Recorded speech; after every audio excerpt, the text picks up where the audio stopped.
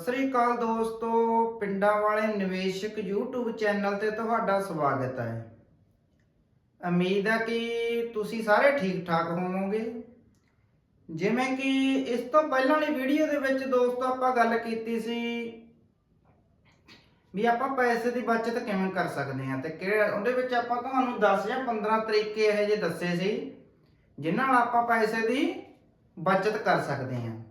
ਤੇ ਜਿਹੜੀ ਅੱਜ ਦੀ ਆਪਾਂ ਵੀਡੀਓ ਲੈ ਕੇ ਆਏ ਆ, ਜਿਵੇਂ ਕਿ ਆਪਾਂ ਪਿਛਲੀ ਵੀਡੀਓ ਦੇ ਵਿੱਚ ਤੁਹਾਡੇ ਨਾਲ ਵਾਅਦਾ ਕੀਤਾ ਸੀ ਵੀ ਇੱਕ ਆਪਾਂ ਵੀਡੀਓ ਬਣਾਵਾਂਗੇ ਕਰਜ਼ ਦੇ ਉੱਤੇ, ਵੀ ਕਰਜ਼ ਨੂੰ ਆਪਾਂ ਕਿਵੇਂ ਜਲਦੀ ਤੋਂ ਜਲਦੀ ਸਮਾਪਤ ਕਰ ਸਕਦੇ ਆ। ਤਾਂ ਜਿਹੜੀ ਆਪਾਂ ਅੱਜ ਦੀ ਵੀਡੀਓ ਆ ਉਹ ਕਰਜ਼ ਦੇ ਉੱਤੇ ਲੈ ਕੇ ਆਏ ਆ ਵੀ ਕਰਜ਼ ਨੂੰ ਸਮਾਪਤ ਕਰਨ ਦੇ 7 ਜਿਹੜੇ ਤਰੀਕੇ ਨੇ ਉਹ ਤੁਹਾਨੂੰ ਉਹਦੇ ਬਾਰੇ ਆਪਾਂ ਗੱਲਬਾਤ ਕਰਾਂਗੇ। ਜਿਵੇਂ ਕਿ ਦੋਸਤੋ ਆਪਣੇ ਸਿਆਣੇ ਬਜ਼ੁਰਗਾਂ ਤੋਂ ਤੁਸੀਂ ਸੁਣਿਆ ਹੀ ਹੋਣਾ ਵੀ ਜਿਹੜਾ ਕਰਜ਼ਾ ਤੇ ਦੁਸ਼ਮਣ ਤੇ ਬਿਮਾਰੀ, ਇਹ ਤਿੰਨਾਂ ਨੂੰ ਕਦੇ ਵੀ ਛੋਟਾ ਨਹੀਂ ਸਮਝਣਾ ਚਾਹੀਦਾ, ਕਿਉਂਕਿ ਇਹ ਕਦੇ ਵੀ ਆਪਣਾ ਕਿੰਨਾ ਵੀ ਨੁਕਸਾਨ ਕਰ ਸਕਦੇ ਆ। ਤਾਂ ਇਸ ਲਈ ਕਰਜ਼ ਜਿੰਨੀ ਜਲਦੀ ਹੋ ਸਕੇ ਆਪਾਂ ਨੂੰ ਖਤਮ ਕਰਨਾ ਚਾਹੀਦਾ ਹੈਗਾ। ਉਹਦੇ ਵਾਸਤੇ ਫਿਰ ਆਪਾਂ ਨੂੰ ਕੁਝ ਵੀ ਕਰਨਾ ਪਵੇ ਉਹ ਤੋਂ ਪਿੱਛੇ ਨਹੀਂ ਹਟਣਾ ਚਾਹੀਦਾ। ਤੇ ਜਦੋਂ ਆਪਾਂ ਕੋਈ ਫਾਈਨੈਂਸ਼ੀਅਲੀ ਫ੍ਰੀ ਹੁੰਨੇ ਆ ਤਾਂ ਆਪਣਾ ਦਿਮਾਗ ਹੋਰ ਖੁੱਲੇ ਤਰੀਕੇ ਨਾਲ ਕੰਮ ਕਰਦਾ, ਪਰ ਜਦੋਂ ਕੋਈ ਬੰਦਾ ਕਰਜ਼ੇ ਦੇ ਵਿੱਚ ਡੁੱਬਿਆ ਹੁੰਦਾ ਤਾਂ ਉਹਨੂੰ ਮਤਲਬ ਕਿ ਕਰਜ਼ੇ ਦੀ ਟੈਨਸ਼ਨ ਰਹਿੰਦੀ ਹੈ ਤੇ ਉਹਦਾ ਕੋਈ ਦਿਮਾਗ ਹੋਰ ਕੋਈ ਕੰਮ ਕਰਨ ਵੱਲ ਇੰਨਾ ਧਿਆਨ ਨਹੀਂ ਜਾਂਦਾ, ਹਮੇਸ਼ਾ ਉਹਨੂੰ ਆਪਣੇ ਕਰਜ਼ੇ ਦੀ ਹੀ ਚਿੰਤਾ ਲੱਗੀ ਰਹਿੰਦੀ ਆ। ਇਸ ਲਈ ਕਰਜ਼ੇ ਨੂੰ ਜਿੰਨਾ ਜਲਦੀ ਹੋਵੇ ਤੇ ਜਿਹੜੇ ਵੀ ਤਰੀਕੇ ਅਪਣਾਉਣੇ ਪੈਣ ਉਹ ਆਪਾਂ ਨੂੰ ਅਪਣਾਉਣੇ ਚਾਹੀਦੇ ਆ ਤੇ ਆਪਾਂ ਨੂੰ ਕਰਜ਼ੇ ਨੂੰ ਜਲਦੀ ਤੋਂ ਜਲਦੀ ਖਤਮ ਕਰਨਾ ਚਾਹੀਦਾ, ਤਾਂ ਜੋ ਆਪਾਂ ਆਪਣਾ ਫਾਈਨੈਂਸ਼ੀਅਲ ਫ੍ਰੀ ਹੋ ਕੇ ਅੱਗੇ ਆਪਣੇ ਫਿਊਚਰ ਦੇ ਬਾਰੇ, ਆਪਣੇ ਬੱਚਿਆਂ ਦੇ ਫਿਊਚਰ ਦੇ ਬਾਰੇ, ਆਪਣੇ ਚੰਗੇ ਭਵਿੱਖ ਬਾਰੇ ਸੋਚ ਸਕੀਏ। ਤਾਂ ਦੋਸਤੋ ਆਪਾਂ ਕਰਦੇ ਆ ਵੀਡੀਓ ਸਟਾਰਟ। ਸਭ ਤੋਂ ਪਹਿਲਾਂ ਤਾਂ ਜਿੰਨੇ ਵੀ ਕਿਸੇ ਬੰਦੇ ਨੇ ਮਤਲਬ ਕਿ ਕਰਜ਼ ਦੇਣੇ ਆ ਤਾਂ ਜਿਹੜਾ ਪਹਿਲਾ ਪੁਆਇੰਟ ਆ ਉਹ ਹੈਗਾ ਮਤਲਬ ਕਿ ਲਿਸਟ ਡਾਊਨ ਡੈਬਟ ਇੰਟਰਸਟ ਰੇਟ। ਆਪਣੇ ਕਰਜ਼ੇ ਨੂੰ ਜਿਹੜੀ ਆਪਣਾ ਵਿਆਜ ਦੀ ਦਰ ਆ ਉਹਦੇ ਹਿਸਾਬ ਦੇ ਨਾਲ ਆਪਾਂ ਨੂੰ ਇੱਕ ਲਿਸਟ ਬਣਾਉਣੀ ਚਾਹੀਦੀ ਆ। ਨਹੀਂ ਤਾਂ ਕਈ ਬੰਦੇ ਕਹਿੰਦੇ ਚਲੋ ਮੇਰੇ ਦਿਮਾਗ 'ਚ ਹੀ ਆ, ਵੀ ਮੇਰੇ ਤਾਂ ਦਿਮਾਗ ਦੇ ਵਿੱਚ ਹੀ ਫਿੱਟ ਹੋਈ ਮੈਨੇ ਵੀ ਕਿਹਦੇ ਮੈਂ ਕਿੰਨੇ ਰੁਪਏ ਦੇਣੇ ਆ ਤੇ ਕਿੰਨਾ ਵਿਆਜ ਚੱਲ ਰਿਹਾ, ਪਰ ਦਿਮਾਗ ਵਿੱਚ ਫਿੱਟ ਕਰਨ ਵਾਲਾ ਇਹ ਕਹਾਣੀ ਮਤਲਬ ਕਿ ਚੱਲਣੀ ਨਹੀਂ। ਤਾਂ ਆਪਾਂ ਨੂੰ ਇੱਕ ਆਪਣੇ ਮਤਲਬ ਕਿ ਲਿਸਟ ਬਣਾਉਣੀ ਚਾਹੀਦੀ ਆ ਆਪਦੇ ਕੋਲੇ। ਮੰਨ ਲਓ ਵੀ ਤੁਸੀਂ ਇੱਕ ਤਾਂ ਇਹਦੇ ਵਿੱਚ ਟਾਈਪ ਆਫ ਲੋਨ ਲਿਖ ਲਿਆ ਵੀ ਕਿਹੜਾ ਲੋਨ ਆ, ਉਸ ਤੋਂ ਬਾਅਦ ਕਿੰਨਾ ਉਹਦਾ ਅਮਾਉਂਟ ਹੈਗਾ, ਕਿੰਨੇ ਰੁਪਏ ਆ ਤੇ ਉਹਦਾ ਵਿਆਜ ਕੀ ਹੈਗਾ। ਤਾਂ ਇਸ ਤਰ੍ਹਾਂ ਇੱਕ ਆਪਾਂ ਲਿਸਟ ਬਣਾ ਸਕਦੇ ਆ। ਤਾਂ ਇਹ ਲਿਸਟ ਆਪਾਂ ਬਣਾ ਲਈ। ਇਹਦੇ ਵਿੱਚ ਮੰਨ ਲਓ ਵੀ ਆਪਣੇ ਉੱਤੇ ਇੱਕ ਹੋਮ ਲੋਨ ਆਗਾ, ਇੱਕ ਆਪਣਾ ਪਰਸਨਲ ਲੋਨ ਆ, ਇੱਕ ਗੋਲਡ ਲੋਨ ਆ ਤੇ ਇੱਕ ਆਪਾਂ ਕ੍ਰੈਡਿਟ ਕਾਰਡ ਆ। ਤਾਂ ਇਹਦੇ ਵਿੱਚ ਮੰਨ ਲਓ ਆਪਣਾ 1 ਲੱਖ ਆ, ਇਹਦੇ ਵਿੱਚ 50,000 ਆ, ਜਾਂ ਇਹਦੇ ਵਿੱਚ ਆਪਣਾ 2 ਲੱਖ ਆ, ਜਾਂ ਜਿਹੜਾ ਕ੍ਰੈਡਿਟ ਲੋਨ ਆ ਉਹਦੇ ਵਿੱਚ ਆਪਣਾ 35,000 ਆ। ਤਾਂ ਆਪਾਂ ਨੂੰ ਪਹਿਲਾਂ ਇਹਦੀ ਲਿਸਟ ਬਣਾਉਣੀ ਚਾਹੀਦੀ ਆ। ਤੇ ਹੋਮ ਲੋਨ ਤੇ ਮੰਨ ਲਓ ਆਪਾਂ ਨੂੰ 8.5% ਵਿਆਜ ਆ, ਪਰਸਨਲ ਲੋਨ ਤੇ 12% ਆ, ਤੇ ਆਪਣਾ ਜਿਹੜਾ ਗੋਲਡ ਲੋਨ ਆ ਉਹਦੇ ਤੇ 9% ਆ, ਤੇ ਜਿਹੜਾ ਆਪਣਾ ਕ੍ਰੈਡਿਟ ਕਾਰਡ ਆ ਉਹਦੇ ਤੇ ਆਪਾਂ ਨੂੰ 25-30% ਵਿਆਜ ਜਿਹੜਾ ਦੇਣਾ ਪੈਂਦਾ ਹੈਗਾ। ਤਾਂ ਇਸ ਤਰ੍ਹਾਂ ਪਹਿਲਾਂ ਆਪਣੇ ਕਰਜ਼ੇ ਦੀ ਸਾਰੇ ਦੀ ਆਪਾਂ ਨੂੰ ਲਿਸਟ ਤਿਆਰ ਕਰਨੀ ਚਾਹੀਦੀ ਆ। ਤੇ ਉਸ ਵਿੱਚੋਂ ਫਿਰ ਆਪਾਂ ਨੂੰ ਇਹ ਦੇਖਣਾ ਚਾਹੀਦਾ ਕਿ ਆਪਾਂ ਨੂੰ ਪਹਿਲਾਂ ਕਿਹੜਾ ਕਰਜ਼ਾ ਆਪਾਂ ਤੋਂ ਸਾਰਿਆਂ ਤੋਂ ਪਹਿਲਾਂ ਆਪਾਂ ਕਿਹੜੇ ਕਰਜ਼ੇ ਦੇ ਉੱਤੇ ਮਤਲਬ ਕਿ ਹਮਲਾ ਬੋਲੀਏ ਜਾਂ ਜਿਹੜੇ ਕਰਜ਼ੇ ਨੂੰ ਆਪਾਂ ਪਹਿਲਾਂ ਸਮਾਪਤ ਕਰੀਏ। ਤਾਂ ਇਹਦੇ ਵਿੱਚ ਇਹੀ ਚੀਜ਼ ਆ ਮਤਲਬ ਕਿ ਆਪਾਂ ਵਿਆਜ ਦੀ ਦਰ ਦੇਖੋ ਕਿੰਨੀ ਆ। ਇਹਦੇ ਵਿੱਚ ਸਭ ਤੋਂ ਵਿਆਜ ਦੀ ਦਰ ਜਿਹੜੀ ਜ਼ਿਆਦਾ ਹੈਗੀ ਉਹ ਕ੍ਰੈਡਿਟ ਕਾਰਡ ਦੀ ਆ। ਤਾਂ ਕ੍ਰੈਡਿਟ ਕਾਰਡ ਆ ਜਿਹੜਾ ਇਹ ਫਾਲਤੂ ਦਾ ਖਰਚਾ, ਇਹ ਆਪਾਂ ਆਪਦੇ ਤੌਰ ਤੇ ਵਧਾਇਆ ਹੋਏਗਾ। ਤਾਂ ਕ੍ਰੈਡਿਟ ਕਾਰਡ ਜਿੱਥੋਂ ਤੱਕ ਹੋ ਸਕੇ ਤਾਂ ਕ੍ਰੈਡਿਟ ਕਾਰਡ ਆਪਾਂ ਨੂੰ ਲੈਣਾ ਨਹੀਂ ਚਾਹੀਦਾ ਕਦੇ ਵੀ ਜ਼ਿੰਦਗੀ ਦੇ ਵਿੱਚ। ਜੇ ਕਿਸੇ ਨੇ ਲੈ ਰੱਖਿਆ ਤਾਂ ਉਹਦੀ ਜਲਦੀ ਜਲਦੀ ਪੇਮੈਂਟ ਖਤਮ ਕਰਕੇ ਉਹਨੂੰ ਪਰਾਂ ਮਤਲਬ ਕਿ ਜਲਾ ਦਿਓ, ਕਿਉਂਕਿ ਕ੍ਰੈਡਿਟ ਕਾਰਡ ਦਾ ਇੰਟਰਸਟ ਬਹੁਤ ਪੈਂਦਾ ਗਾ ਤੇ ਇਹ ਆਪਾਂ ਨੂੰ ਮਤਲਬ ਕਿ ਕੋਈ ਚੀਜ਼ਾਂ ਖਰੀਦਣ ਵਾਸਤੇ ਉਕਸਾਉਂਦਾ ਵੀ ਆ। ਜਦੋਂ ਆਪਣੇ ਜੇਬ 'ਚ ਕ੍ਰੈਡਿਟ ਕਾਰਡ ਹੁੰਦਾ ਤਾਂ ਆਪਾਂ ਕੋਈ ਨਾ ਕੋਈ ਵਾਧੂ ਦਾ ਖਰਚ ਸਹੇੜ ਲੈਂਦੇ ਆ। ਤਾਂ ਇਸ ਲਈ ਕ੍ਰੈਡਿਟ ਕਾਰਡ ਦਾ ਜਿਹਦੇ ਕੋਲ ਹੈਗਾ ਜਲਾ ਦਿਓ, ਇਹਦੇ ਤਾਂ ਰੱਖਣ ਦਾ ਕੋਈ ਮਤਲਬ ਹੀ ਨਹੀਂ ਹੈ, ਇਹ ਤੁਹਾਨੂੰ ਕਰਜ਼ਦਾਰ ਬਣਾਉਂਦਾ ਰਹੂਗਾ। ਇਸ ਤੋਂ ਬਾਅਦ ਦੂਸਰਾ ਮੰਨ ਲਓ ਵੀ ਆਪਣਾ ਪਰਸਨਲ ਲੋਨ ਆ ਜਿਹੜਾ 12% ਆ। ਤਾਂ ਆਪਾਂ ਨੂੰ ਸਭ ਤੋਂ ਪਹਿਲਾਂ ਆਪਣਾ ਪਰਸਨਲ ਲੋਨ ਖਤਮ ਕਰਨਾ ਚਾਹੀਦਾ, ਚਾਹੇ ਉਹਦੀ ਆਪਾਂ EMI ਆ ਜਿਹੜੀ ਉਹਦੀ ਕਿਸ਼ਤ ਹੈਗੀ, ਕਿਸ਼ਤ ਦਾ ਆਪਾਂ ਰੇਟ ਵਧਾ ਦਈਏ। ਤਾਂ ਕਿਸ਼ਤ ਦਾ ਰੇਟ ਵਧਾ ਕੇ ਆਪਾਂ ਜਿਹੜਾ ਮਤਲਬ ਕਿ ਸਭ ਤੋਂ ਪਹਿਲਾਂ ਆਪਾਂ ਨੂੰ ਆਪਣਾ ਪਰਸਨਲ ਲੋਨ ਖਤਮ ਕਰੀਏ, ਉਸ ਤੋਂ ਬਾਅਦ ਫਿਰ ਆਪਾਂ 골ਡ ਲੋਨ ਖਤਮ ਕਰੀਏ, ਫਿਰ ਆਪਣਾ ਹੋਮ ਲੋਨ ਖਤਮ ਕਰੀਏ। ਤਾਂ ਇਹ ਜ਼ਰੂਰੀ ਆ ਮਤਲਬ ਕਿ ਆਪਣੇ ਕਰਜ਼ੇ ਦੀ ਇੱਕ ਲਿਸਟ ਆਪਾਂ ਨੂੰ ਆਪਣੇ ਕੋਲੇ ਬਣਾ ਕੇ ਰੱਖਣੀ ਚਾਹੀਦੀ ਹੈ ਤੇ ਉਹਨੂੰ ਆਪਾਂ ਨੂੰ ਹਮੇਸ਼ਾ ਮੇਨਟੇਨ ਕਰਕੇ ਚੱਲਣਾ ਚਾਹੀਦਾ ਵੀ ਆਪਾਂ ਨੂੰ ਕਿੰਨਾ ਕਰਜ਼ ਸੀ, ਕਿੰਨਾ ਹੁਣ ਮੈਂ ਚੁਕਾ ਚੁੱਕਿਆ, ਕਿੰਨੀਆਂ ਮੇਰੀਆਂ ਕਿਸ਼ਤਾਂ ਰਹਿ ਗਈਆਂ ਤੇ ਕਿੰਨੀਆਂ ਮੈਂ ਕਿਸ਼ਤਾਂ ਆਪਣੀਆਂ ਭਰ ਚੁੱਕਿਆ। ਤੇ ਇਸ ਵਿੱਚ ਇੱਕ ਦੂਸਰੀ ਹੋਰ ਗੱਲ ਹੈਗੀ, ਮਤਲਬ ਕਿ ਜੇਕਰ ਤੁਸੀਂ ਕਿਸੇ ਕਰਜ਼ ਦੀਆਂ 12 ਕਿਸ਼ਤਾਂ ਦਿੰਦੇ ਹੋ, ਸਾਲ ਦੇ ਵਿੱਚ 1 ਮਹੀਨੇ ਤਾਂ ਆਪਾਂ ਕਿਸ਼ਤ ਭਰਦੇ ਆ, ਜੇ ਕਿਸੇ ਕਰਜ਼ ਦੀ ਆਪਾਂ 12 ਕਿਸ਼ਤਾਂ ਦਿੰਦੇ ਆ ਤਾਂ ਥੋੜੀ ਜੀ ਮਤਲਬ ਕਿ ਇੱਕ ਕੋਸ਼ਿਸ਼ ਕਰੀਏ ਵੀ ਆਪਾਂ ਇੱਕ ਕਿਸ਼ਤ ਇੱਕ ਸਾਲ ਦੇ ਵਿੱਚ ਵੱਧ ਉਹਦੀ ਭਰ ਸਕੀਏ। ਤਾਂ ਜੇਕਰ ਆਪਾਂ ਇੱਕ ਸਾਲ ਦੇ ਵਿੱਚ ਉਹਦੀਆਂ 13 ਕਿਸ਼ਤਾਂ ਭਰਦੇ ਆ ਤਾਂ ਇਹ ਚੀਜ਼ ਦੇ ਨਾਲ ਬਹੁਤ ਫਰਕ ਪੈ ਜਾਂਦਾ ਗਾ। ਮੰਨ ਲਓ ਜੇ ਕਿਸੇ ਦਾ ਮਤਲਬ ਕਿ 30 ਲੱਖ ਦਾ ਲੋਨ ਆਗਾ ਤਾਂ ਤੁਹਾਨੂੰ ਇੱਕ ਕੈਲਕੂਲੇਸ਼ਨ ਕਰਕੇ ਸਮਝਾਉਣੇ ਵੀ ਇਹਦੇ ਨਾਲ ਕੀ ਫਰਕ ਪੈਂਦਾ ਗਾ। ਜੇਕਰ ਕਿਸੇ ਦਾ 30 ਲੱਖ ਦਾ ਲੋਨ ਆ ਤੇ 25 ਸਾਲਾਂ ਵਾਸਤੇ ਉਹਨੇ ਲੈਤਾ ਹੈਗਾ ਤਾਂ ਜੇਕਰ ਉਹ ਬੰਦਾ ਹਰ ਸਾਲ ਇੱਕ ਕਿਸ਼ਤ ਵਧਾਉਂਦਾ ਗਾ ਤਾਂ ਉਹ 25 ਸਾਲਾਂ ਦਾ ਲੋਨ ਆ ਜਿਹੜਾ 20 ਸਾਲਾਂ ਦੇ ਵਿੱਚ ਹੀ ਉਹਦਾ ਸਮਾਪਤ ਹੋ ਜਾਊਗਾ। ਤਾਂ ਤੁਹਾਡੇ 5 ਸਾਲ ਬਚ ਸਕਦੇ ਆ ਇੱਕ ਛੋਟੀ ਜਿਹੀ ਕੋਸ਼ਿਸ਼ ਦੇ ਨਾਲ। ਜੇ ਆਪਾਂ 12 ਦੀ ਜਗ੍ਹਾ ਤੇ 13 ਕਿਸ਼ਤਾਂ ਕਰ ਦਈਏ ਇੱਕ ਸਾਲ ਦੇ ਵਿੱਚ, ਆਪਣਾ ਕੋਈ ਹੋਰ ਆਪਦੇ ਖਰਚੇ ਘਟਾ ਕੇ ਕਿਸੇ ਨਾ ਕਿਸੇ ਤਰੀਕੇ ਨਾਲ ਇੱਕ ਕਿਸ਼ਤ ਦੇ ਪੈਸੇ ਕੱਢੀਏ ਤੇ 13 ਕਿਸ਼ਤਾਂ ਕਰ ਦਈਏ, ਜੇ ਆਪਣਾ 25 ਸਾਲਾਂ ਦਾ ਲੋਨ ਆ, ਕੋਈ ਹੋਮ ਲੋਨ ਆ, ਤਾਂ ਉਹ 20 ਸਾਲਾਂ ਦੇ ਵਿੱਚ ਖਤਮ ਹੋ ਜੂ। ਤਾਂ ਅੱਗੇ ਜਾ ਕੇ ਆਪਾਂ ਨੂੰ 5 ਸਾਲ ਪਹਿਲਾਂ ਉਹ ਲੋਨ ਖਤਮ ਹੋ ਜੂ। ਤਾਂ ਇਹ ਚੀਜ਼ ਦਾ ਇੰਨਾ ਫਾਇਦਾ ਗਾ, ਪਰ ਆਪਾਂ ਇਹ ਛੋਟੀਆਂ ਚੀਜ਼ਾਂ ਦੇ ਵੱਲ ਧਿਆਨ ਨਹੀਂ ਦਿੰਦੇ। ਇਸ ਤੋਂ ਬਾਅਦ ਇੱਕ ਇਹਦੇ ਵਿੱਚ ਦੂਸਰਾ ਹੋਰ ਤਰੀਕਾ ਗਾ। ਦੂਸਰਾ ਤਰੀਕਾ ਕੀ ਹੈਗਾ ਵੀ ਆਪਣੀ ਜਿਹੜੀ ਕਿਸ਼ਤ ਹੈਗੀ ਉਹਨੂੰ ਹਰੇਕ ਮਹੀਨੇ 5% ਵਧਾਉਂਦੇ ਜਾਓ। ਮੰਨ ਲਓ ਜੇ ਕਿਸੇ ਬੰਦੇ ਦੀ ਕਿਸ਼ਤ 30,000 ਆ ਤਾਂ ਉਹ ਆਪਣੀ ਮਤਲਬ ਕਿ ਹਰ ਮਹੀਨੇ 5% ਵਧਾ ਦੇ, ਤਾਂ ਇਹਦੇ ਵਿੱਚ 1500 ਰੁਪਇਆ ਉਹ ਮਤਲਬ ਕਿ ਹੋਰ ਕਰ ਦੇ ਤਾਂ 31,500 ਦੀ ਕਿਸ਼ਤ ਅਗਲੇ ਮਹੀਨੇ ਹੋ ਜੂਗੀ। ਫਿਰ ਉਹਦੇ ਵਿੱਚ ਹੋਰ 1500 ਰੁਪਇਆ 5% ਜੋੜ ਦੇ। ਜੇਕਰ ਆਪਾਂ 5% ਆਪਣੀ ਕਿਸ਼ਤ ਦੇ ਵਿੱਚ ਹਰ ਮਹੀਨੇ ਰੁਪਏ ਐਡ ਕਰਕੇ ਜਮ੍ਹਾਂ ਕਰਦੇ ਰਹਾਂਗੇ ਤੇ ਇੱਕ 13ਵੀਂ ਕਿਸ਼ਤ ਵੀ ਭਰਦੇ ਰਹਾਂਗੇ ਤਾਂ ਜੇਕਰ ਕਿਸੇ ਦਾ 40 ਲੱਖ ਦਾ ਲੋਨ ਆ, 40 ਲੱਖ ਦਾ ਲੋਨ ਆ ਤਾਂ ਉਹ ਮਤਲਬ ਕਿ 12 ਸਾਲਾਂ ਦੇ ਵਿੱਚ ਉਹਨੂੰ ਖਤਮ ਕਰ ਸਕਦਾ ਗਾ। ਤਾਂ ਜਿਹੜਾ ਆਪਾਂ ਮਤਲਬ ਕਿ ਆਪਣੀ ਕਿਸ਼ਤ ਨੂੰ ਥੋੜਾ ਐਕਸਟੈਂਡ ਕਰਦੇ ਆ, ਇਹਦਾ ਇੰਨਾ ਤਕੜਾ ਫਾਇਦਾ ਹੋ ਸਕਦਾ ਆਪਾਂ ਨੂੰ, ਪਰ ਆਪਾਂ ਇਹ ਛੋਟੀਆਂ ਚੀਜ਼ਾਂ ਵੱਲ ਧਿਆਨ ਨਹੀਂ ਦਿੰਦੇ। ਤਾਂ ਇਸ ਲਈ ਆਪਾਂ ਨੂੰ ਪੂਰੀ ਪਲੈਨਿੰਗ ਬਣਾ ਕੇ ਆਪਣੀਆਂ ਇਹ ਛੋਟੀਆਂ ਚੀਜ਼ਾਂ ਵੱਲ ਧਿਆਨ ਦੇਣ ਦੀ ਲੋੜ ਆ, ਤਾਂ ਜੋ ਆਪਾਂ ਸਟ੍ਰੈਸ ਫਰੀ ਰਹੀਏ, ਆਪਣੇ ਕਰਜ਼ੇ ਨੂੰ ਜਲਦੀ ਖਤਮ ਕਰੀਏ। ਕਿਉਂਕਿ ਕਰਜ਼ਾ ਇੱਕ ਇਹੋ ਜਿਹੀ ਚੀਜ਼ ਆ ਮਤਲਬ ਕਿ ਇਹ ਦਿਮਾਗ ਦੇ ਵਿੱਚ ਬੈਠ ਜਾਂਦਾ ਬੰਦੇ ਦੇ, ਤੇ ਕਈ ਵਾਰੀ ਤਾਂ ਬੰਦਾ ਇੰਨਾ ਸਟ੍ਰੈਸ ਦੇ ਵਿੱਚ ਆ ਜਾਂਦਾ, ਜਿਵੇਂ ਕਿ ਤੁਸੀਂ ਸੁਣਿਆ ਹੀ ਹੋਊਗਾ ਵੀ ਕਿਸੇ ਨੇ ਕਰਜ਼ੇ ਤੋਂ ਮਤਲਬ ਕਿ ਪਰੇਸ਼ਾਨ ਹੋ ਕੇ ਖੁਦਕੁਸ਼ੀ ਕਰ ਲਈ, ਸੁਸਾਈਡ ਕਰ ਲਿਆ। ਤਾਂ ਇਹ ਇੱਥੋਂ ਤੱਕ ਵੀ ਬੰਦੇ ਨੂੰ ਮਤਲਬ ਕਿ ਇਹ ਕਦਮ ਵੀ ਪੁੱਟਣੇ ਪੈ ਸਕਦੇ ਆ ਕਰਜ਼ੇ ਦੇ ਵਿੱਚ। ਇਸ ਲਈ ਕਰਜ਼ੇ ਦੇ ਵਿੱਚ ਬਹੁਤ ਮਤਲਬ ਕਿ ਧਿਆਨ ਦੇਣ ਦੀ ਲੋੜ ਆ ਤੇ ਇਹਨੂੰ ਜਲਦੀ ਤੋਂ ਜਲਦੀ ਖਤਮ ਕਰਨ ਦੀ ਲੋੜ ਆ। ਇਸ ਤੋਂ ਬਾਅਦ ਦੋਸਤੋ ਜਿਹੜਾ ਦੂਸਰਾ ਪੁਆਇੰਟ ਆ ਉਹ ਬਜਟ ਡਿਸਾਈਡ ਕਰੋ ਤੇ ਪੇਮੈਂਟ ਪਲਾਨ ਬਣਾਓ। ਆਪਣਾ ਬਜਟ ਮਤਲਬ ਕਿ ਆਪਣੇ ਇੱਕ ਸਾਲ ਦਾ ਪੂਰਾ ਬਜਟ ਬਣਾਓ ਵੀ ਆਹ ਸਾਲ ਦੇ ਵਿੱਚ ਇੰਨੇ ਮੇਰੇ ਕੋਲੇ ਇਨਕਮ ਹੋਊਗੀ, ਇੰਨੇ ਮੇਰੇ ਖਰਚੇ ਹੋਣਗੇ। ਤਾਂ ਇਹ ਪਹਿਲਾਂ ਵਾਲੀ ਵੀਡੀਓ ਦੇ ਵਿੱਚ ਵੀ ਤੁਹਾਨੂੰ ਮੈਂ ਬਜਟ ਦੇ ਬਾਰੇ ਦੱਸਿਆਗਾ। ਤਾਂ ਬਜਟ ਬਣਾਉਣਾ ਬਹੁਤ ਮਤਲਬ ਕਿ ਇਹ ਜ਼ਰੂਰੀ ਆ ਹਰ ਇੱਕ ਬੰਦੇ ਨੂੰ।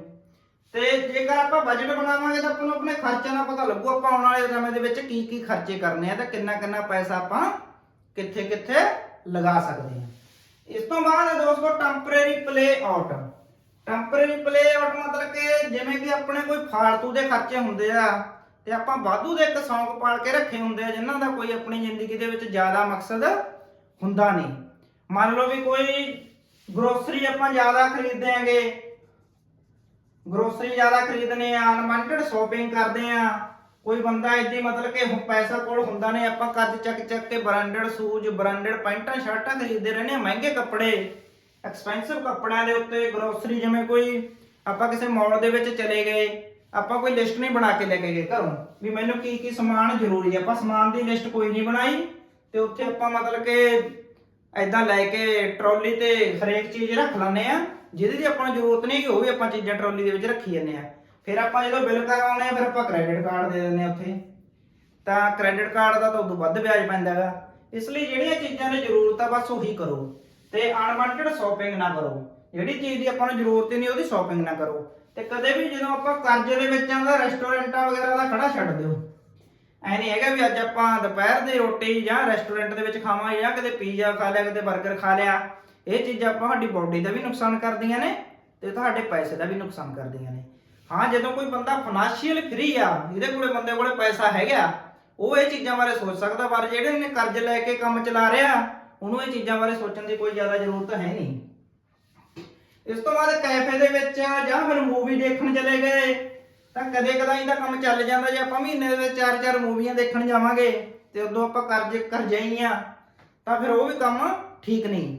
ਇਸ ਲਈ ਆਪਣੀਆਂ ਮਤਲਬ ਕਿ ਮੂਵੀ ਵਗੈਰਾ ਦੇ ਐਕਸਪੈਂਸ ਵੀ, ਜਿਹੜੀਆਂ ਫਿਲਮਾਂ ਦੇ ਐਕਸਪੈਂਸ ਆ ਉਹਨਾਂ ਨੂੰ ਵੀ ਘੱਟ ਕਰੋ। ਘਰੇ ਕੋਈ ਟੀਵੀ ਟੂਵੀ ਤੇ ਦੇਖ ਲਓ ਮਤਲਬ ਕਿ ਫਿਲਮ ਨੂੰ। ਗੱਲ ਕਰ ਜੇ ਪਿਕਚਰ ਹਾਲ ਦੇ ਵਿੱਚ ਜਾਵਾਂਗੇ, ਪਹਿਲਾਂ ਤਾਂ ਉਹਨਾਂ ਦੀਆਂ ਮਤਲਬ ਕਿ ਟਿਕਟਾਂ ਬਹੁਤ ਮਹਿੰਗੀਆਂ ਹੁੰਦੀਆਂ ਨੇ।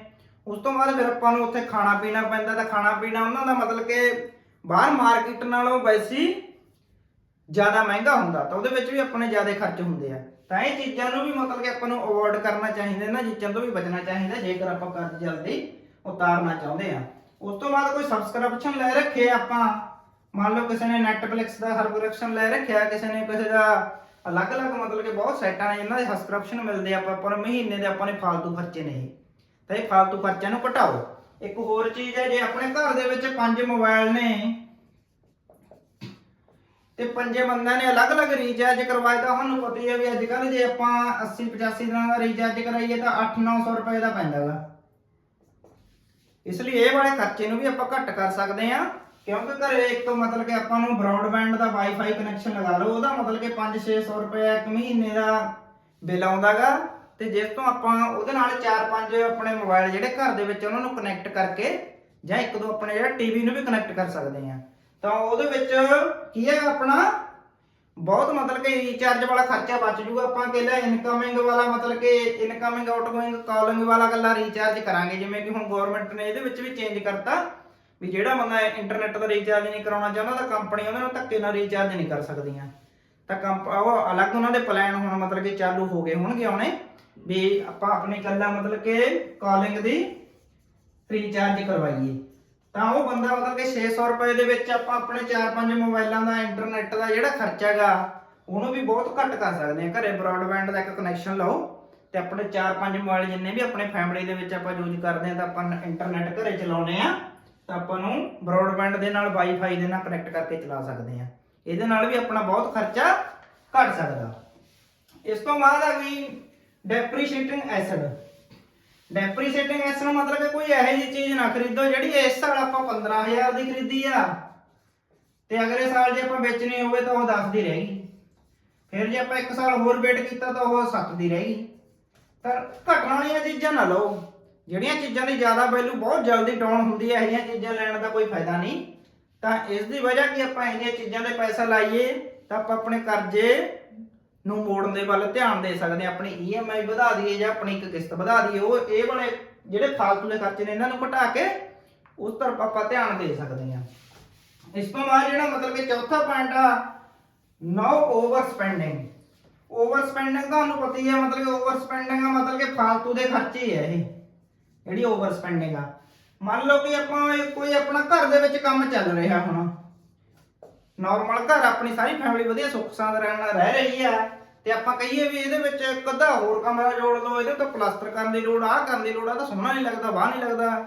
ਜਦੋਂ ਕਿ ਆਪਾਂ ਕਰਜ਼ ਲੈ ਰੱਖਿਆ ਕਰਜ਼, ਤਾਂ ਲੋਨ ਲੈ ਕੇ ਫਿਰ ਆਪਾਂ ਹੋਰ ਲੋਨ ਲੈ ਕੇ ਘਰ ਦੇ ਉੱਤੇ ਖਰਚ ਕਰੀਏ ਤਾਂ ਇਹ ਕੋਈ ਬਾਹਲੀ ਸਿਆਣਪ ਵਾਲੀ ਗੱਲ ਨਹੀਂ। ਜਿਵੇਂ ਹੋ ਸਕਦਾ 1-2 ਸਾਲ ਟਾਈਮ ਟਪਾਓ, ਜਦੋਂ ਤੁਹਾਡੇ ਕੋਲ ਪੈਸਾ ਹੋਇਆ ਤਾਂ ਤੁਸੀਂ ਇਹ ਕੰਮ ਕਰ ਸਕਦੇ ਹੋ। ਉਸ ਤੋਂ ਬਾਅਦ ਮੈਰਿਜ, ਜਿਵੇਂ ਕਿ ਆਪਣੇ ਪੰਜਾਬ ਦੇ ਵਿੱਚ ਤੁਹਾਨੂੰ ਪਤਾ ਹੀ ਆ ਵੀ ਇੱਕ ਤਾਂ ਵਿਆਹਾਂ ਦੇ ਉੱਤੇ, ਇੱਕ ਭੋਗਾਂ ਦੇ ਉੱਤੇ, ਇਹਨਾਂ ਚੀਜ਼ਾਂ ਦੇ ਉੱਤੇ ਆਪਾਂ ਬਹੁਤ ਜ਼ਿਆਦਾ ਖਰਚੇ ਕਰਨੇ ਸਟਾਰਟ ਕਰਦੇ ਤੇ ਇਹਨਾਂ ਨੂੰ ਆਪਾਂ ਸਧਾਰਨ ਨਹੀਂ ਰੱਖਿਆ। ਆਪਾਂ ਇੱਕ ਝੂਠੀ ਮਤਲਬ ਕਹਿ ਦਈਏ ਝੂਠੀ ਉਹਦੇ ਵਿੱਚ ਹਵਾਬਾਜ਼ੀ ਦੇ ਵਿੱਚ ਜਾਂ ਇੱਕ ਝੂਠੀ ਵੀ ਆਪਣੀ ਬਹੁਤ ਜ਼ਿਆਦਾ ਟੌਰ ਬਣ ਜਾਊਗੀ ਇਹ ਚੀਜ਼ਾਂ ਦੇ ਵਿੱਚ ਜ਼ਿਆਦਾ ਉਹ ਕਰਕੇ ਤਾਂ ਆਪਾਂ ਕਰਜ਼ੇ ਲੈ ਕੇ ਵਿਆਹ ਕਰਦੇ ਹਾਂ। ਕਰਜ਼ੇ ਲੈ ਕੇ ਵਿਆਹ ਕਰਦੇ ਹਾਂ। ਜੇ ਕਿਸੇ ਦੇ ਮਤਲਬ ਕਿ ਕੋਈ ਡੈਥ ਹੋ ਗਈ ਤਾਂ ਭੋਗਾਂ ਦੇ ਉੱਤੇ ਵੀ ਆਪਾਂ ਬਹੁਤ ਜ਼ਿਆਦਾ ਖਰਚ ਕਰਦੇ ਆ, ਵਿਆਹ ਦੇ ਉੱਤੇ ਤਾਂ ਕਰਨਾ ਹੀ ਕਰਨਾ ਗਾ, ਭੋਗਾਂ ਦੇ ਉੱਤੇ ਵੀ ਬਹੁਤ ਜ਼ਿਆਦਾ ਖਰਚ ਕਰਦੇ ਆ। ਤਾਂ ਇਹਨਾਂ ਚੀਜ਼ਾਂ ਨੂੰ ਵੀ ਮਤਲਬ ਕਿ ਜੇ ਆਪਾਂ ਕਰਜ਼ੇ ਦੇ ਵਿੱਚ ਹੈਗੇ ਆ ਤਾਂ ਇਹਨਾਂ ਚੀਜ਼ਾਂ ਨੂੰ ਵੀ ਘਟਾਉਣਾ ਚਾਹੀਦਾ ਗਾ। ਇਹ ਚੀਜ਼ਾਂ ਦੇ ਵਿੱਚ ਵੀ ਆਪਾਂ ਜੇਕਰ ਪੈਸਾ ਘਟਾਵਾਂਗੇ, ਘੱਟ ਖਰਚੇ ਕਰਾਂਗੇ, ਤਾਂ ਹੀ ਆਪਾਂ ਆਪਣੇ ਕਰਜ਼ੇ ਨੂੰ ਉਤਾਰ ਸਕਦੇ ਆ। ਕਿਉਂਕਿ ਲੋਕ ਕਦੇ ਖੁਸ਼ ਨਹੀਂ ਹੁੰਦੇ, ਲੋਕਾਂ ਨੇ ਕਹੀ ਦੇਣਾ ਵੀ ਇਹਨਾਂ ਨੇ ਤਾਂ ਉਹ ਨਹੀਂ ਕੀਤਾ, ਵਾਹ ਨਹੀਂ ਕੀਤਾ, ਪਰ ਉਹਦੀ ਕੋਈ ਟੈਨਸ਼ਨ ਲੈਣ ਦੀ ਲੋੜ ਨਹੀਂ। ਉਹ ਇੱਕ ਦੋ ਦਿਨ ਜਾਂ ਇੱਕ ਅੱਧਾ ਮਹੀਨਾ ਕੋਈ ਬੋਲਦਾ ਰਹਿੰਦਾ, ਬਾਅਦ ਦੇ ਵਿੱਚ 6 ਮਹੀਨਿਆਂ ਬਾਅਦ ਕੋਈ ਨਹੀਂ ਬੋਲਦਾ। ਜਿਵੇਂ ਕਿ ਤੁਸੀਂ ਵੀ ਆਪਦੇ ਘਰਾਂ ਦੇ ਵਿੱਚ ਦੇਖ ਲਓ, ਜੇ ਕਿਸੇ ਦਾ ਕਿਸੇ ਦੇ ਵਿਆਹ ਨੂੰ 5 ਸਾਲ ਹੋ ਗਏ ਆ ਤਾਂ ਕੋਈ ਇਹੋ ਜਿਹਾ ਬੰਦਾ ਹੈਗਾ ਕਿਹੜਾ ਗੱਲ ਕਰਦਾ ਵੀ ਉਹਨੇ ਤਾਂ ਵਿਆਹ ਦੇ ਉੱਤੇ 20 ਲੱਖ ਰੁਪਏ ਲਾਇਆ ਸੀ, ਜਾਂ ਨਾ ਹੀ ਕੋਈ ਇਹ ਗੱਲ ਕਰਦਾ ਵੀ ਉਹ ਮਲਾਨੇ ਨੇ ਤਾਂ 2 ਲੱਖ ਦੇ ਵਿੱਚ ਹੀ ਕੰਮ ਚਲਾ ਲਿਆ ਸੀ, 2 ਲੱਖ ਦੇ ਵਿੱਚ ਹੀ ਵਿਆਹ ਕਰਾ ਲਿਆ ਸੀ, ਫਲਾਨਾ ਤਾਂ ਮਤਲਬ ਕਿ ਚੁੰਨੀ ਚੜਾ ਕੇ ਲੈ ਆਇਆ ਸੀ। ਤਾਂ ਇਹ ਵਾਲੀ ਚੀਜ਼ ਨੂੰ 1-2 ਮਹੀਨਿਆਂ ਬਾਅਦ, 6 ਮਹੀਨਿਆਂ ਬਾਅਦ ਕਿਸੇ ਨੇ ਨਹੀਂ ਪੁੱਛਣਾ। ਪਰ ਜੇ ਤੁਹਾਡੇ ਉੱਤੇ ਇਹ ਚੀਜ਼ ਦੇ ਕਰਕੇ ਕਰਜ਼ਾ ਚੜ ਗਿਆ ਤਾਂ ਤੁਸੀਂ ਉਹ ਕਰਜ਼ੇ ਨੂੰ 5 ਸਾਲਾਂ ਤੱਕ ਲਾਉਂਦੇ ਰਹੋਗੇ, ਬਸ ਇੱਕ ਝੂਠੀ ਆਪਣੀ ਟੌਰ ਦੇ ਵਾਸਤੇ। ਆਪਾਂ ਕਹਾਂਗੇ ਯਾਰ, ਲੋਕ ਕਹਿਣਗੇ ਵੀ ਹਾਂ ਹਾਂ ਬਹੁਤ ਵਧੀਆ ਨੇ ਵਿਆਹ ਕੀਤਾ ਭਾਈ, ਆਹ ਹੋ ਗਿਆ ਵਾਹ ਹੋ ਗਿਆ, ਪਰ ਉਹ ਕੁਝ ਨਹੀਂ। 1-2 ਮਹੀਨੇ ਗੱਲ ਹੁੰਦੀ ਹੈ, 1-2 ਮਹੀਨਿਆਂ ਬਾਅਦ ਕੋਈ ਨਹੀਂ ਪੁੱਛਦਾ। ਜੇ ਕਿਸੇ ਨੇ 40 ਲੱਖ ਲਾਇਆ ਉਹਨੂੰ ਵੀ ਕਿਸੇ ਨੇ ਨਹੀਂ ਪੁੱਛਣਾ, ਜੇ ਕਿਸੇ ਨੇ 20,000 ਨਾਲ ਸਾਰਤਾ ਉਹਨੂੰ ਵੀ ਕਿਸੇ ਨੇ ਨਹੀਂ ਪੁੱਛਣਾ। ਇਸ ਕਰਕੇ ਇਹ ਜਿਹੜੇ ਫਾਲਤੂ ਦੇ ਖਰਚੇ ਮੈਰਿਜ ਵਗੈਰਾ ਦੇ, ਇਹ ਉਹ ਬੰਦੇ ਨੂੰ ਨਹੀਂ ਕਰਨੇ ਚਾਹੀਦੇ ਜਿਹਦੇ ਉੱਤੇ ਪਹਿਲੀ ਕਰਜ਼ਾ ਤੇ ਹੋਰ ਕਰਜ਼ ਚੱਕ ਕੇ ਉਹ ਇਹਨਾਂ ਚੀਜ਼ਾਂ ਦੇ ਉੱਤੇ ਕਰਜ਼ਾ ਮਤਲਬ ਕਿ ਕਰੇ ਖਰਚਾ। ਤਾਂ ਇਹ ਵਾਲੀਆਂ ਚੀਜ਼ਾਂ ਤੋਂ ਆਪਾਂ ਨੂੰ ਬਚਣਾ ਚਾਹੀਦਾ ਗਾ। ਇਸ ਤੋਂ ਬਾਅਦ ਦੋਸਤੋ ਮਤਲਬ ਕਿ ਸੈਲਿੰਗ ਅਨਸੈਸਰੀ ਐਸਿਡ। ਮੰਨ ਲਓ ਕੋਈ ਆਪਣੇ ਘਰੇ ਮਤਲਬ ਕਿ ਬਹੁਤ ਸਾਰੀਆਂ ਚੀਜ਼ਾਂ ਇਹੋ ਜਿਹੀਆਂ ਪਈਆਂ ਹੁੰਦੀਆਂ ਨੇ ਜਿਨ੍ਹਾਂ ਦੀ ਆਪਾਂ ਨੂੰ ਕਦੇ ਜ਼ਰੂਰਤ ਨਹੀਂ ਹੁੰਦੀ। ਮੰਨ ਲਓ ਕੋਈ 1 ਸਾਲ ਹੋ ਗਿਆ ਆਪਣੇ ਘਰੇ, ਕੋਈ ਇਹੋ ਜਿਹੀਆਂ ਚੀਜ਼ਾਂ ਪਈਆਂ ਨੇ ਜਿਨ੍ਹਾਂ ਦੀ ਆਪਾਂ 1 ਸਾਲ ਦੇ ਵਿੱਚ ਕਦੇ ਵਰਤੋਂ ਨਹੀਂ ਕੀਤੀ ਜਾਂ 1-2 ਵਾਰੀ ਪ੍ਰਯੋਗ ਦੇ ਵਿੱਚ ਆਈਆਂ ਨੇ ਆਪਣੇ, ਤਾਂ ਇਹੋ ਜਿਹੀਆਂ ਚੀਜ਼ਾਂ ਨੂੰ ਘਰੇ ਰੱਖਣ ਦਾ ਕੋਈ ਫਾਇਦਾ ਨਹੀਂ। ਤਾਂ ਉਹਨਾਂ ਨੂੰ ਜਲਦੀ ਜਲਦੀ ਵੇਚ ਦਿਓ। ਤਾਂ ਇਹੋ ਜਿਹੀਆਂ ਚੀਜ਼ਾਂ ਦੇ ਵਿੱਚ ਕਿਹੜੀਆਂ ਕਿਹੜੀਆਂ ਚੀਜ਼ਾਂ ਹੁੰਦੀਆਂ ਨੇ, ਮੰਨ ਲਓ ਕੋਈ ਆਪਣੇ ਕੋਲ ਕੋਈ ਪੁਰਾਣਾ ਮੋਬਾਈਲ ਪਿਆ ਗਾ, ਆਪਾਂ ਨੇ ਹੁਣ ਨਵਾਂ ਮੋਬਾਈਲ ਲੈ ਲਿਆ, ਪੁਰਾਣੇ ਵਾਲਾ ਇੱਦਾਂ ਹੀ ਪਿਆ, ਉਹਦਾ ਕੋਈ ਕੰਮ ਨਹੀਂ ਹੈਗਾ, ਤਾਂ ਉਹਨੂੰ ਜਿੰਨੇ ਦਾ 1000 1500 2000 ਕਿੰਨੇ ਦਾ ਹੀ ਵਿਕਦਾ ਗਾ, ਵੇਚ ਕੇ ਪਰਾਂ ਉਹ ਕੰਮ, ਉਹ ਚੀਜ਼ ਨੂੰ ਆਪਣੇ ਪੈਸੇ ਨੂੰ ਕੰਮ ਦੇ ਉੱਤੇ ਲਾਓ। ਤੇ ਇਸ ਤੋਂ ਬਾਅਦ ਮੰਨ ਲਓ ਕੋਈ ਫਰਨੀਚਰ ਪਿਆ ਗਾ ਆਪਣੇ ਘਰੇ, ਕੋਈ ਟੁੱਟਿਆ ਫੁੱਟਿਆ ਫਰਨੀਚਰ ਆ, ਜਾਂ ਫਿਰ ਇਹੋ ਜਿਹਾ ਫਰਨੀਚਰ ਆ ਜਿਹੜਾ ਆਪਾਂ ਏਦਾਂ ਉੱਪਰ ਕਿਤੇ ਸਾਈਡ ਤੇ ਜਾਂ ਸਟੋਰ ਦੇ ਵਿੱਚ ਲਾ ਕੇ ਰੱਖਤਾ, ਜਿਹਦਾ ਆਪਾਂ ਨੂੰ ਕੋਈ ਕੰਮ ਹੀ ਨਹੀਂ ਹੈਗਾ, ਤਾਂ ਇਹੋ ਜਿਹੇ ਫਰਨੀਚਰ ਨੂੰ ਵੀ ਸੇਲ ਕਰਨ ਦਾ ਫਾਇਦਾ ਹੈਗਾ, ਉਹਨੂੰ ਵੀ ਘਰੇ ਰੱਖਣ ਦਾ ਕੋਈ ਦਮ ਨਹੀਂ।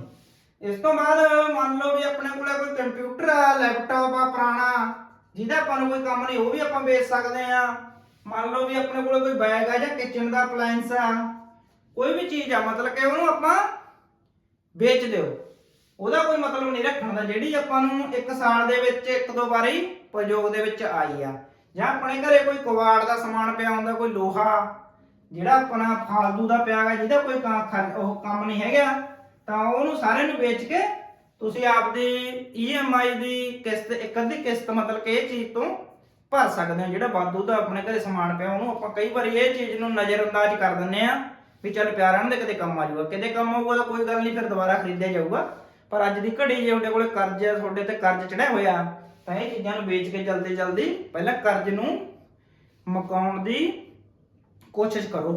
ਇਹ ਚੀਜ਼ਾਂ ਤਾਂ ਬਾਅਦ ਦੇ ਵਿੱਚ ਵੀ ਬਣ ਜਾਣਗੀਆਂ। ਜੇ ਕੋਈ ਲੋਹਾ ਪਿਆ ਗਾ 10 kg, ਤਾਂ ਲੋਹੇ ਦਾ ਕੋਈ ਬਾਹਲਾ ਫਾਇਦਾ ਨਹੀਂ ਹੋਣਾ, ਉਹ ਘਟੂਗੀ ਪਿਆ, ਕਿਉਂਕਿ ਉਹਦੀ ਵੈਲਿਊ ਡਾਊਨ ਹੋਈ ਜਾਊ ਜਾਂ ਫਿਰ ਉਹਨੂੰ ਜੰਗ ਲੱਗ ਕੇ ਖਰਾਬ ਹੋਈ ਜਾਊਗਾ।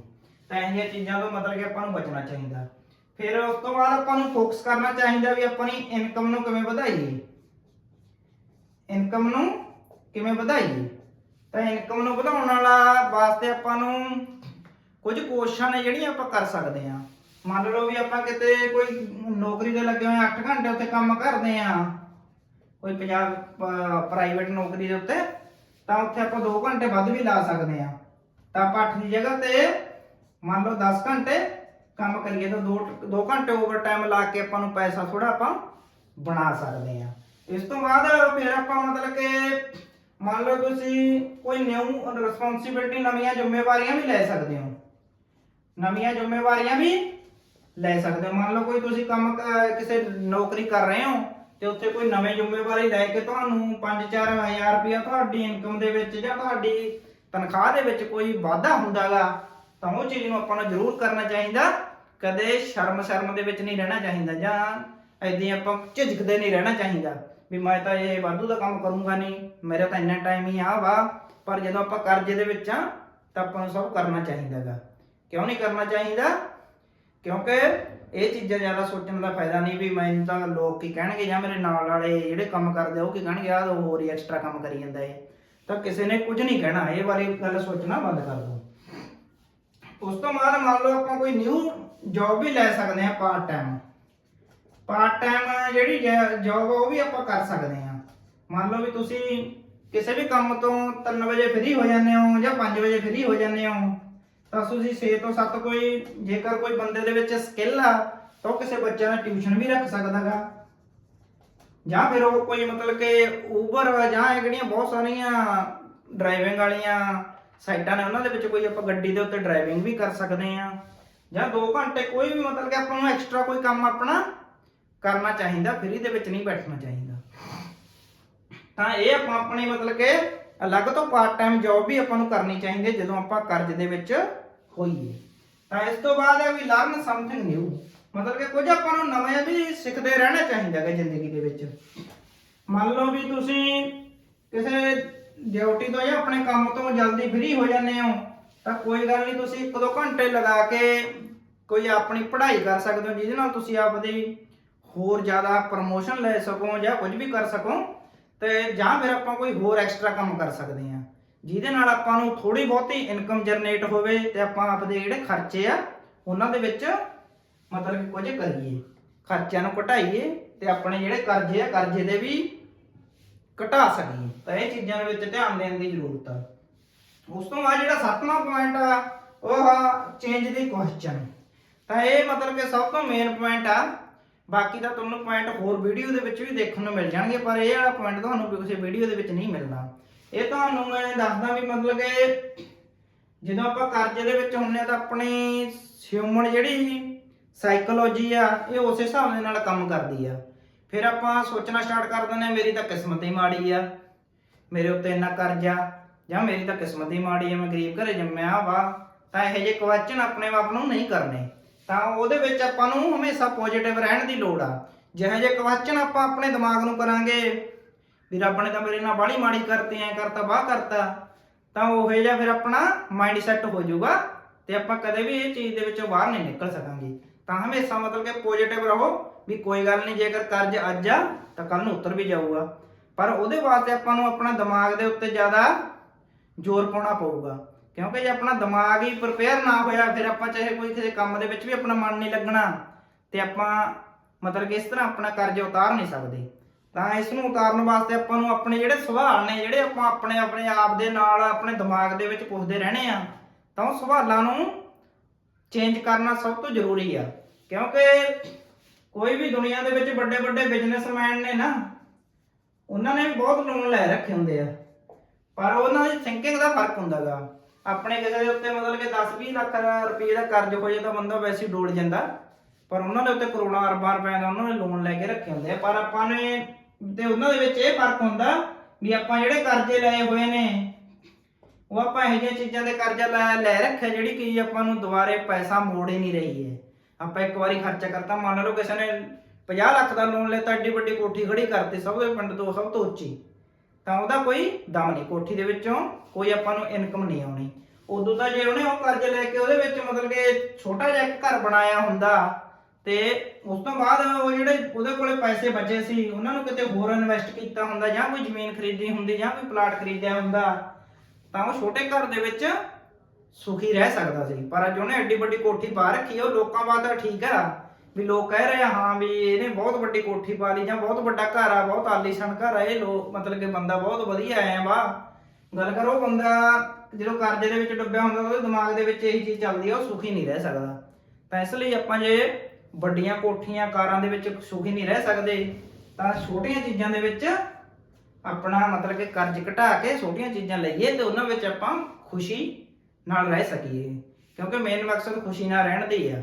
ਤਾਂ ਉਹ ਵੱਡੀਆਂ ਚੀਜ਼ਾਂ ਦੇ ਲੋਕਾਂ ਦੀ ਵਾਹ ਖੱਟਣ ਦਾ ਕੋਈ ਜ਼ਿਆਦਾ ਦਮ ਨਹੀਂ। ਇਸ ਲਈ ਆਪਣੇ ਮਤਲਬ ਕਿ ਕਰਜ਼ੇ ਨੂੰ ਜਿੰਨੀ ਜਲਦੀ ਹੋ ਸਕੇ ਵੱਧ ਤੋਂ ਵੱਧ ਮਿਹਨਤ ਕਰਕੇ ਤੇ ਸਾਰੀ ਫੈਮਿਲੀ ਨੂੰ ਵੀ ਆਪਣੇ ਨਾਲ ਜੋੜ ਕੇ ਸਾਰੀ ਫੈਮਿਲੀ ਨੂੰ ਦੱਸੋ ਵੀ ਆਪਾਂ ਇੰਨਾ ਕਰਜ਼ ਦੇਣਾ ਤੇ ਆਪਾਂ ਨੂੰ 2-4 ਸਾਲ ਮਿਹਨਤ ਕਰਨੀ ਪਊ, ਆਪਣੇ ਖਰਚੇ ਘਟਾਉਣੇ ਪੈਣਗੇ, ਵਾਧੂ ਦੇ ਖਰਚੇ ਨਾ ਕਰੋ। ਤਾਂ ਇਹ ਚੀਜ਼ਾਂ ਨੂੰ ਕਰਕੇ ਆਪਾਂ ਬਹੁਤ ਜਲਦੀ ਕਰਜ਼ੇ ਤੋਂ ਛੁਟਕਾਰਾ ਪਾ ਸਕਦੇ ਹਾਂ ਤੇ ਆਪਣੀ ਜ਼ਿੰਦਗੀ ਨੂੰ ਸੁਖੀ ਬਣਾ ਸਕਦੇ ਹਾਂ ਤੇ ਅੱਗੇ ਵੀ ਹੋਰ ਤਰੱਕੀ ਕਰ ਸਕਦੇ ਹਾਂ। ਤਾਂ ਉਮੀਦ ਆ ਵੀ ਦੋਸਤੋ ਤੁਹਾਨੂੰ ਆਪਣੀਆਂ ਜਿਹੜੀਆਂ ਗੱਲਾਂ ਨੇ ਇਹ ਤੁਹਾਡੇ ਲਈ ਫਾਇਦੇਮੰਦ ਹੋਣਗੀਆਂ ਤੇ ਸਾਰੇ ਦੋਸਤਾਂ ਦਾ ਆਪਣੀ ਵੀਡੀਓ ਧਿਆਨ ਦੇ ਨਾਲ ਸੁਣਨ ਦੇ ਲਈ ਧੰਨਵਾਦ ਜੀ। ਠੀਕ ਆ ਦੋਸਤੋ, ਫਿਰ ਆਪਾਂ ਮਿਲਦੇ ਹਾਂ ਅਗਲੀ ਵੀਡੀਓ ਦੇ ਵਿੱਚ। ਸਤਿ ਸ੍ਰੀ ਅਕਾਲ ਦੋਸਤੋ।